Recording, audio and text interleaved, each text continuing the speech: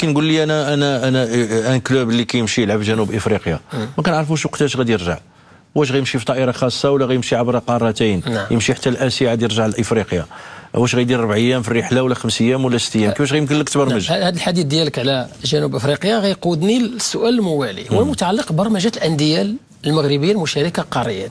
كاين الحديث اليوم انه في المواسم يعني السابقه وكاين هذا السؤال يتردد على يعني الانصار ديال فريق الوداد على وجه الخصوص، انه كانت برمجه ضاغطه يعني بالنسبه للمشاركات يعني القاريه، مباراه يعني كل 3 ايام، حتى لو كنتي لاعب في جنوب افريقيا كتلعب يعني 3 ايام.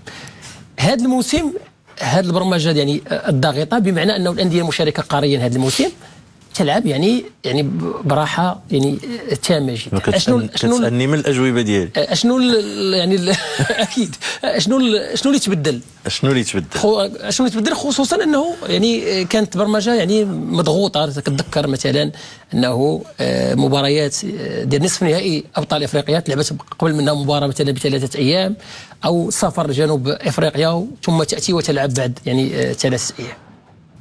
الاجوبه كاينه في هذا المجال هذا. غادي نقول لك اليوم من النهار اللي بدينا هذا الموسم هذا وحنا مستحضرين واحد التاريخ اللي هو 15 او 16 ماي من اجل فريق الوداد البيضاوي.